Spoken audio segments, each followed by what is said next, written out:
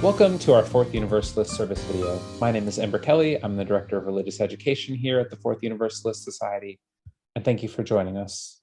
What follows this introduction is a video from our service on March 14th, 2021, a service entitled "The Arc of the Immoral Universe is Long and Bends Towards Injustice." In this video, you'll hear the reading and the reflection from our service. Following that, we hope that you'll join myself and Reverend Michael Crumpler for a lively discussion where we go deeper into the service themes together.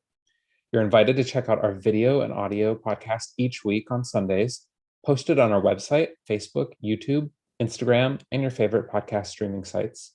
If you like what you see, we hope you'll give us a positive review. The likes, comments, shares, and subscribes help to spread Fourth Universalist media further. Thank you again for watching. We now begin with our reading.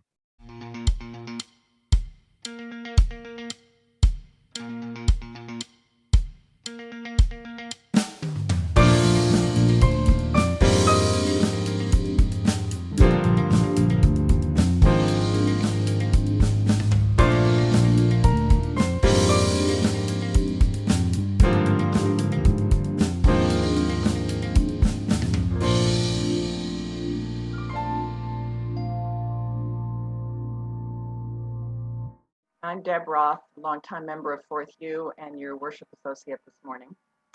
And I'd like to share a reading today, which is by Chris Hayes, the host of All In with Chris Hayes.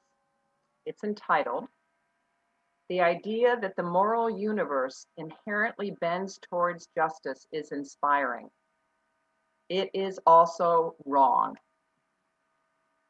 This concept also fits nicely with a more general story about American progress we like to tell ourselves. But this story and the analogy of the long, imperceptibly trending line of progress is wrong. It does not allow for what is perhaps the most significant feature of the story of racial justice in America: backlash and backwards movement. For 100 years, the high watermark of African American political power and liberty was federal Reconstruction policies in the decade following the Civil War. But what happened after Reconstruction was a concerted effort of white supremacist terrorism, violence, and reaction that choked off equality and reasserted white rule in the South. The moral arc of the universe during that time didn't just flatten, it actually bent in the other direction, and sharply so. It wouldn't be the last time.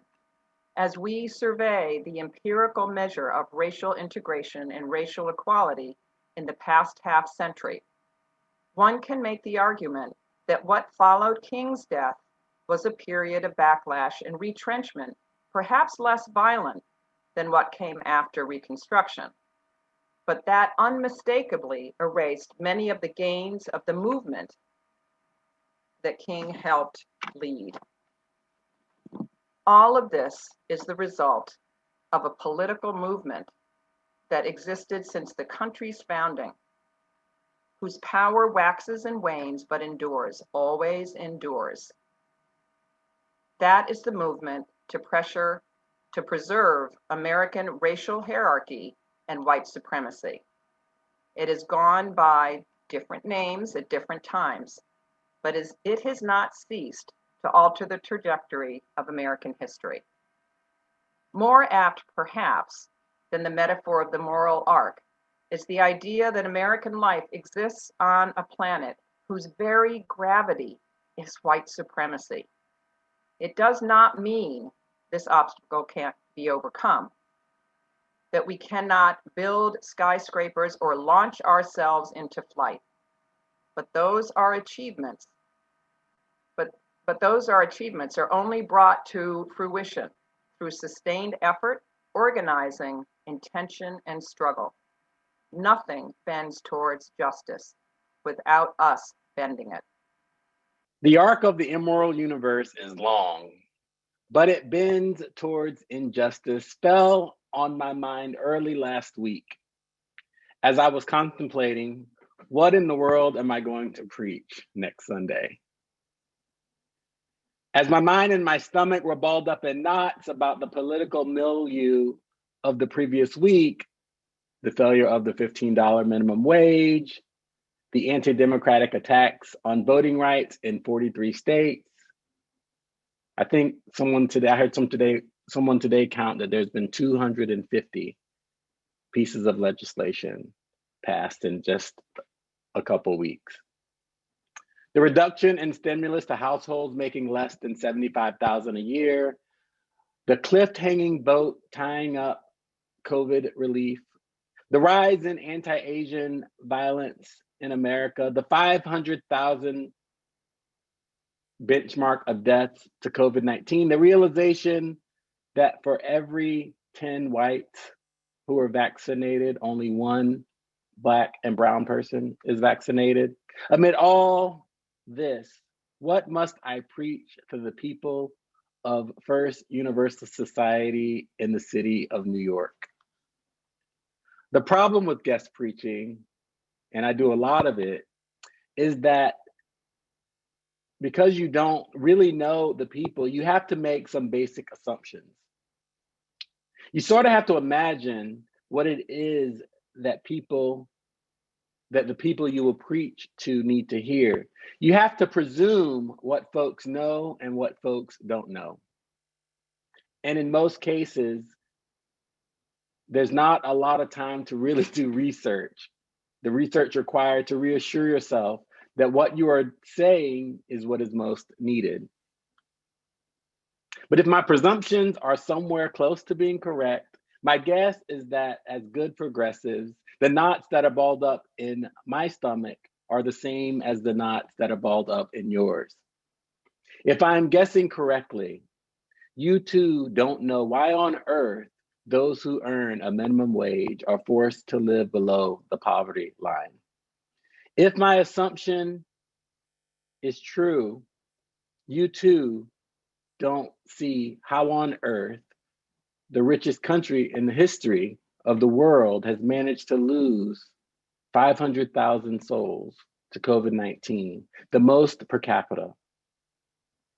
As I contemplated what I might say, I had to imagine that you, like me, are deeply vexed by this monumental movement backwards in making it harder for people of color, specifically Black people, to participate in democracy.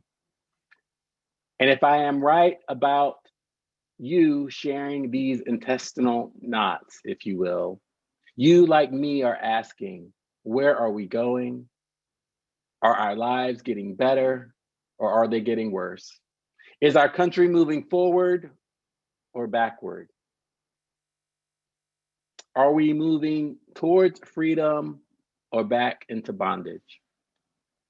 That's when the spirit of justice reminded me of the epic quote, "The arc of the moral universe is long, but it bends towards justice."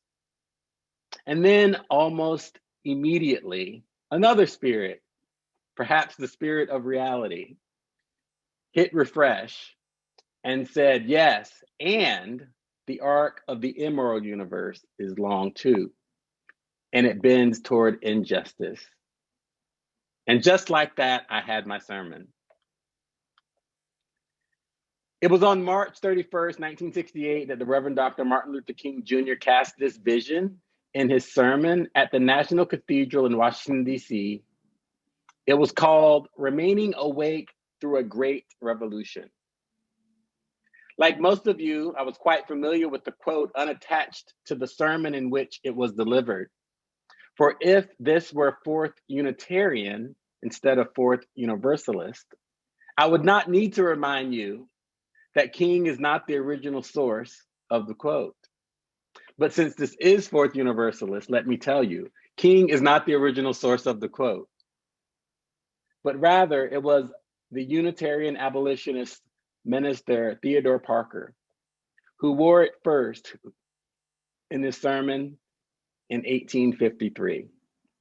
Reverend Parker's exact words were, "I do not pretend to understand the moral universe. The arc is a long one. My eye reaches but little ways.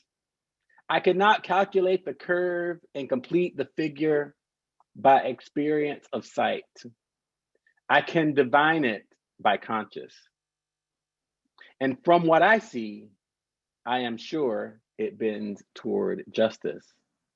Dare I say that while I actually like Parker's version better, they're both essentially saying the same thing. The universe will eventually get better over time. Parker speaking in a time of slavery and King speaking in a time of Jim Crow, each were deeply convinced that somehow life would get better for the Black slave bound and chained by the evil of white supremacy in the 19th century, and for the Black free man bound by poverty and dehumanization of Jim Crow in the 20th century. Just as I imagine Reverend Parker's amazement at the advancement of justice in the years that separated him and King, I reckon King too would be amazed at the prophetic fulfillment of his words today, 53 years from 1968. Almost to the very week. The view from on high is astounding. 1619, 1853, 1968, 2020. The arc has indeed been bent. But most of us don't get to see that view. Most of us get to experience life one decade at a time. We only get to live a few election cycles. We only get to establish one career, maybe two, raise one family, maybe two, arrive at one, maybe two moral crossroads. For most of us, our segment of the arc is very, very short. The window of opportunity is but a crack. Which is why I say the arc of the immoral universe is long and it bends toward justice. I agree with Chris Hayes. He's right. The idea that the moral universe inherently bends towards justice is inspiring and wrong. For those of us living without the benefit of the bird's eye view of justice, lack the luxury of the bird's eye view. Those of us living lives are trapped in the reality of the now, one election cycle forward, 50 years back.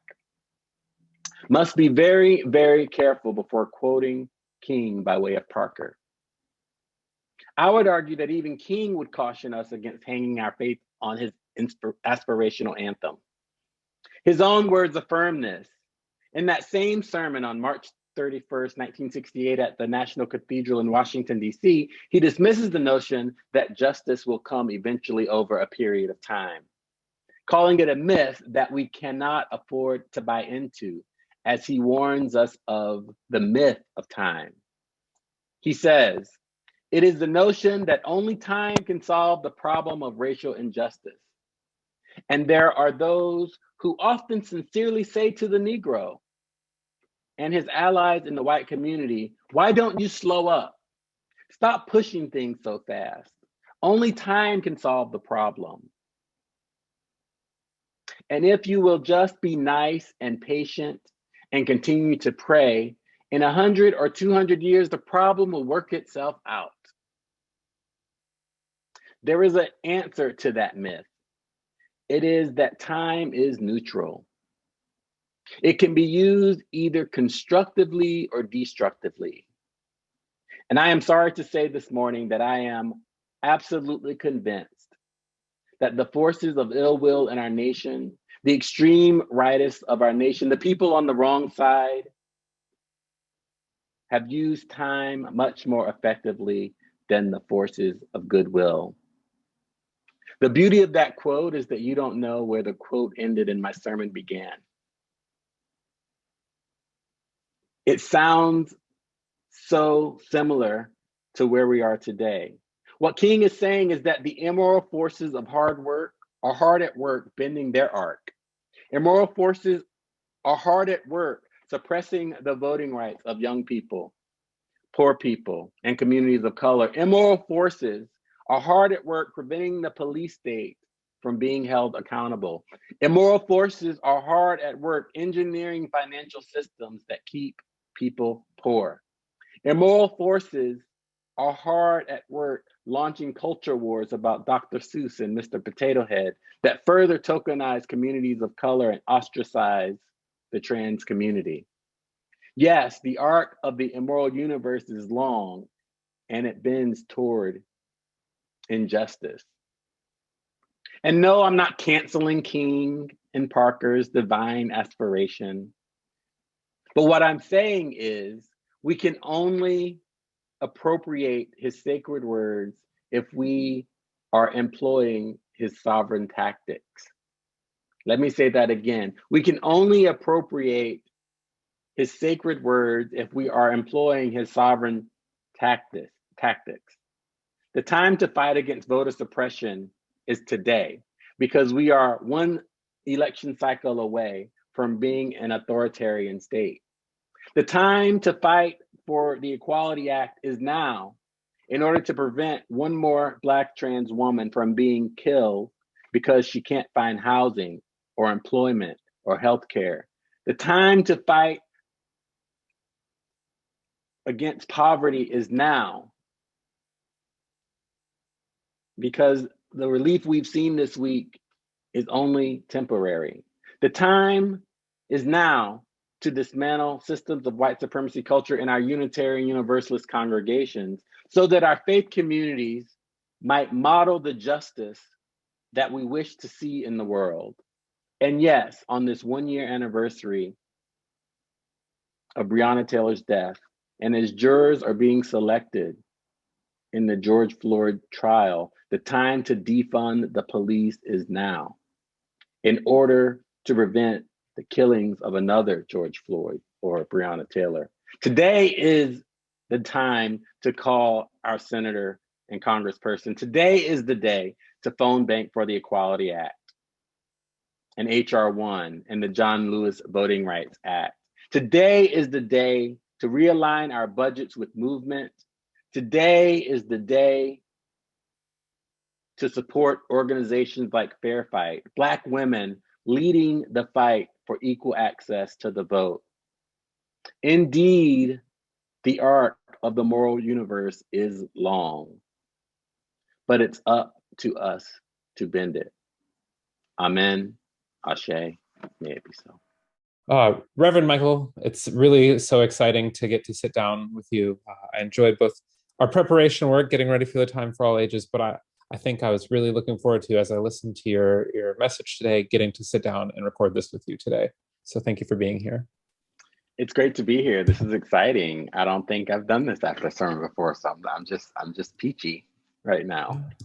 We like to do things different, and here at Fourth Universalist, it's what we do.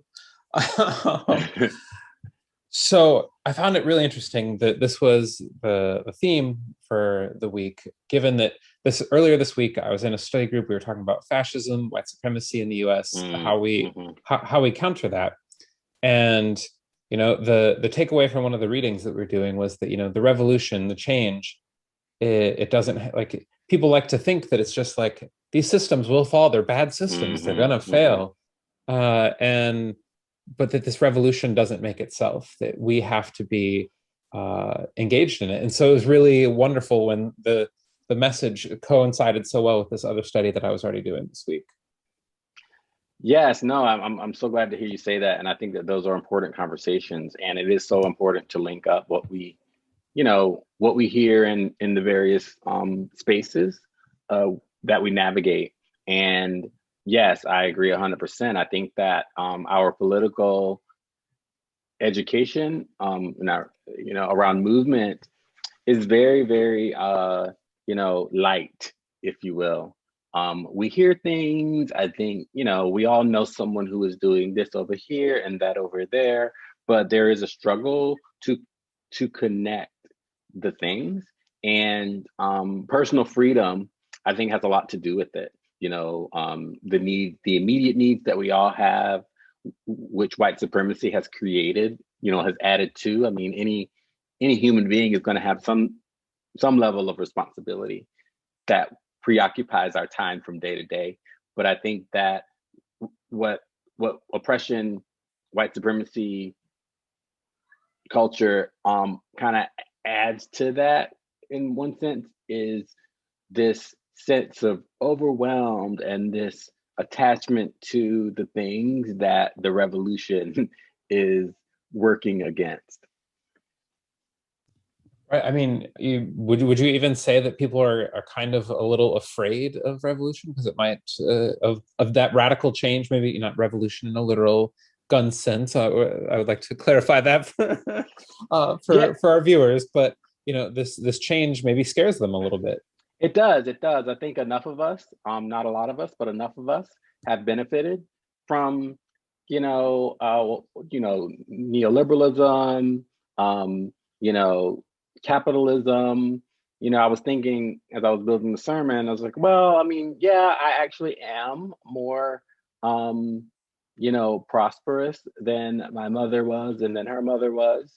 And so like maybe it has been, maybe the arc has been, if you will. But then I realized that I'm just being shuffled, that poverty and wealth is being shuffled around, not necessarily eliminated and equitable. So I'm just a chess piece. I've moved in another space, but like a whole lot of other people have moved in the other direction. And so people are afraid. And what does that mean for me? Like, what does defunding the police mean for me? I live in New York, I live in Harlem, like what if I have to call the police and there's not, I think that, and it sounds silly, right? I haven't called the police in the 7 years that I've lived here for anything, haven't had to. My life is pretty, but like, what if I have to?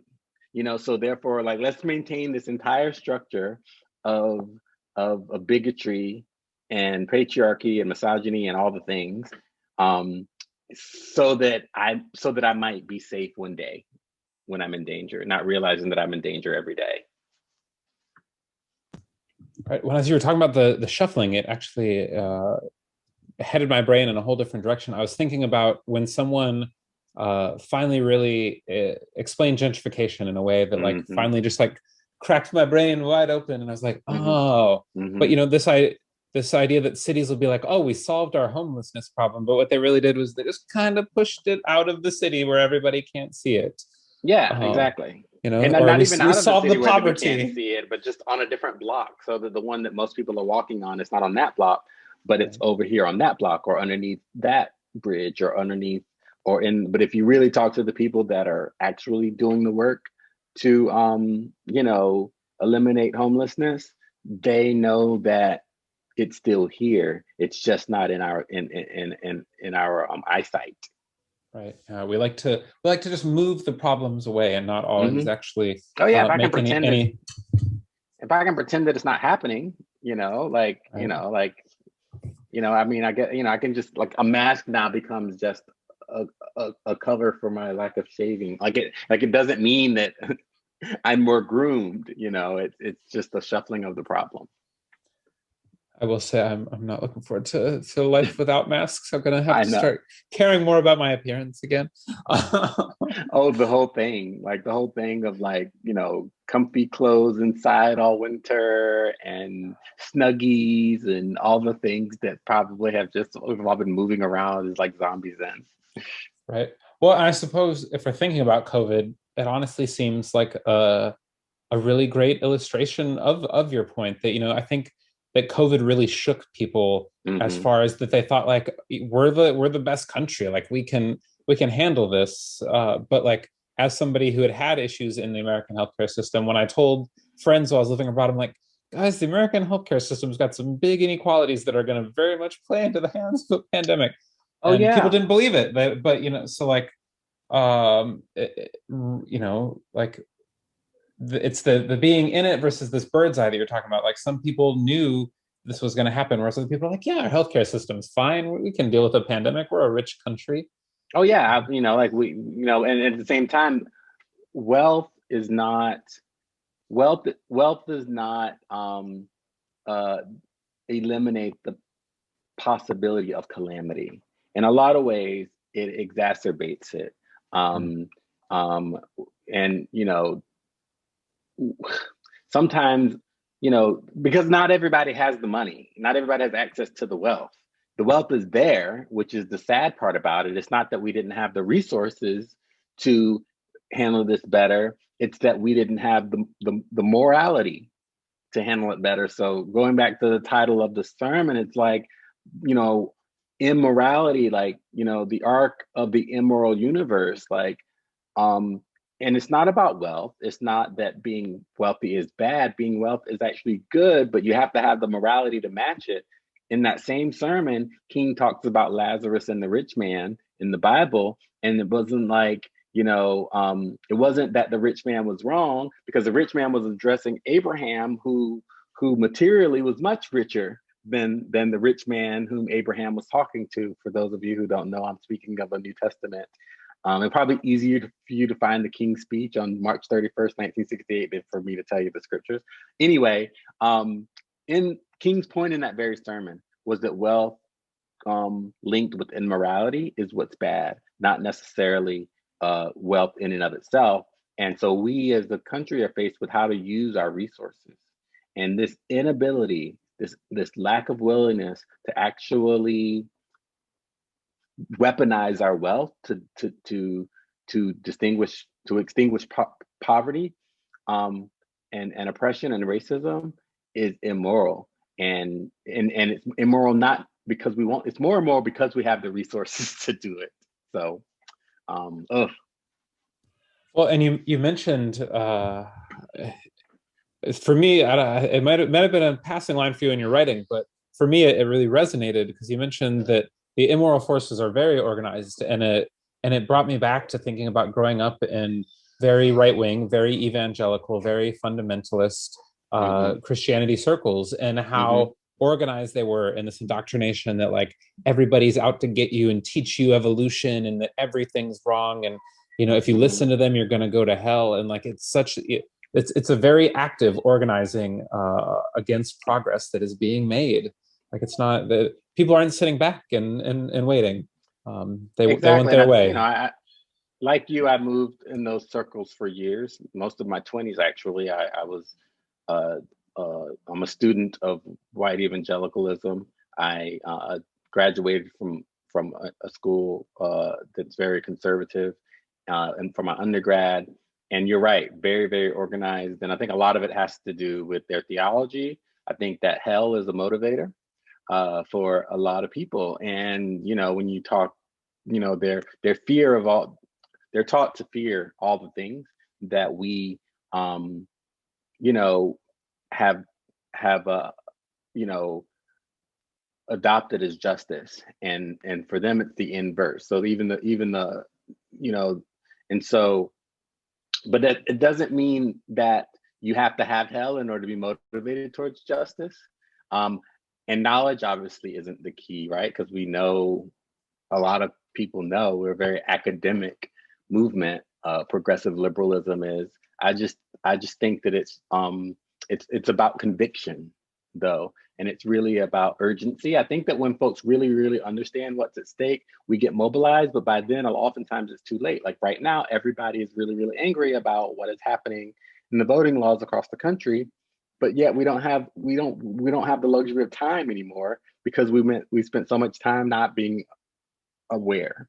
And so the right is very, very, very mobilized. And the segment of the sermon that you're mentioning is me quoting King's sermon, but it was a long quote, and even I, as I was preaching it, got a little lost in where the quote ended and my sermon began. And I think that speaks to the 50-year overlap, the 50-year overlay of what was happening in the 60s with what's happening in our politics and our social systems today. Definitely. Oh, so many things to hit on there. And particularly, I wonder, as I think about the many people see that like progress is just this inevitable thing. I feel like those of us who've moved progressive from that more evangelical worldview did perhaps bring with us I dare say, like a theology of evil, that Hmm. we expect the worst out of people sometimes, and so that it doesn't seem to be the case that the problem's going to automatically go away on its own. I remember when I was a teenager, everybody being like, "Oh, the next generation, like it'll be better once the It'll be better millennials off. are." Yeah, time isn't neutral. Like it's not just going to And happen there's on a its way in own. which it's true, right? I mean, like I was mentioning, we were having a brief conversation before. I mean, there is a way in which my own, you know, I am better off than my mother, who was better off than their grandmother. But there are a lot of my siblings or nephews who aren't. Like, and so I can be I can be deceived by the myth, if you will, that because my life is better, that things are better. And you're right. I think that those of us who are from communities at risk, we we are more aware, if you will, of what evil is. It's because we know people that are still dying. We know people that are still suffering. We are connected to pain in a way that makes the threat real, and we see it, and so many of us are siloed off, which is why I think that relationships with communities of color, relationship with communities at risk, trans communities, disability communities, are the key to understanding, to keeping our ear to the ground as to what is really happening in the lives. And recently, the sunglasses have been taken off, and people are saying the quiet part out loud, so that now it's more than ever, we're conscious of what's going on. So maybe kind of as a final direction to take this, at the beginning you talked about like varying challenges that we are facing and things that we should be working to address. Now that you Hmm. don't have the time constraints of having to make it fit into a sermon, what are some actions that you'd really encourage people to be taking? Issues that they need to be aware of and working on. Like how do we get to work doing this work of bending a different curve than the COVID curve? And I do think, well, you know, I think one of the most vital things is for us to do is really do some institutional self-reflection. I think that the way our congregations are being is again mimicking systems of oppression and capitalism, rather than being examples of what beloved community looks like. Our finances are invested in in the stock market a lot of times. Our endowments are. Our structures are very mimic the corporate culture. Um, our services mimic the institutional establishment hegemonically. And so my dream is if we all would, in essence, it's gonna sound weird, but move away from this like finger wagging liberalism that locates white supremacy out there, and really begin to say, what does reparations look like in our institution? What does multiculturalism feel like in our institutions? What does it look like to restructure our budgets in a way that is equitable? What does it look like to reimagine our worship less as siloed spiritual homes and more as a network of institutions committed to a movement of anti-fascism, revolution, anti-militarization, anti-poverty, where we're just really much more in concert with that, so that the world that we seek to live into is the world that we're already have already appropriated in our congregations and our institutions. I think that's a beautiful charge for our listeners to take with them. So, Reverend Michael, thanks so much for joining for this video/audio podcast with me today. My pleasure. Thank you so much. It's amazing.